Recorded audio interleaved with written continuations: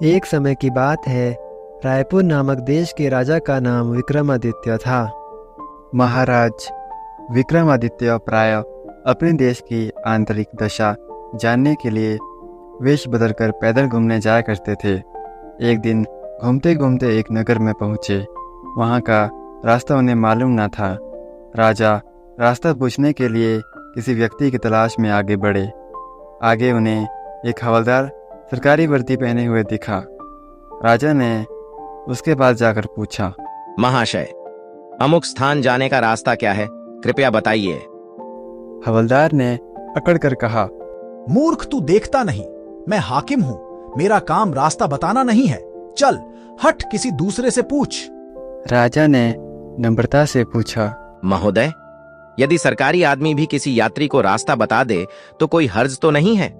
खैर, मैं किसी दूसरे से पूछ लूंगा, पर इतना तो बता दीजिए कि आप किस पद पर काम करते हैं। हवलदार ने बोहे चढ़ाते हुए कहा, अंधा है, मेरी वर्दी को देखकर पहचानता नहीं कि मैं कौन हूं।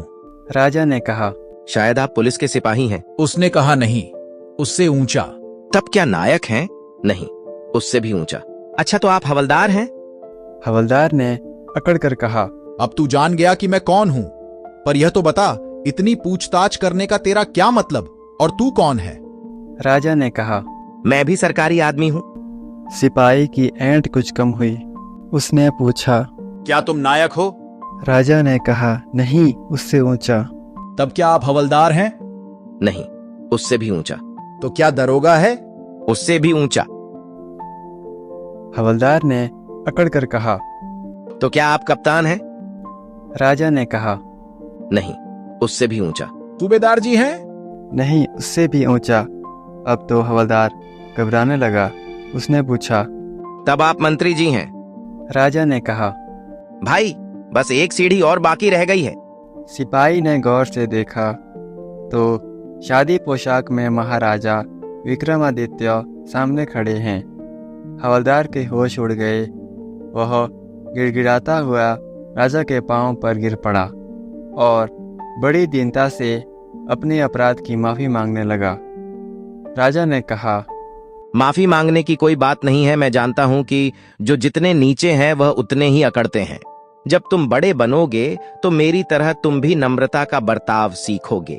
जो जितना ही ऊंचा है वह उतना ही सहनशील एवं नम्र होता है, और जो जितना नीच एवं ओछा होता है वह उतना ही ऐंठा रहता है। इसीलिए कहा गया है, विद्या विवादाय धनम मदाये, शक्ति परेशान परिपीडनाय, खलस्य साधोर विपरीत मेतत, ज्ञानय दानाय च रक्षणाय। अर्थात दुष्ट व्यक्ति के पास विद्या हो तो वह विवाद करता है, धन हो तो घमंड करता है, और यदि शक्ति हो तो दूसरों को परेशान करता है। वहीं साधु प्रकृति का व्यक्ति विद्या ज्ञान देने में, धन दान देने में और शक्ति दूसरों की रक्षा करने में खर्च करता है। यदि आपको हमारी वीडियो पसंद आई तो वीडियो को लाइक करें और ऐसे ही वीडियो देखने के लिए हमारा चैनल सब्सक्राइब करें।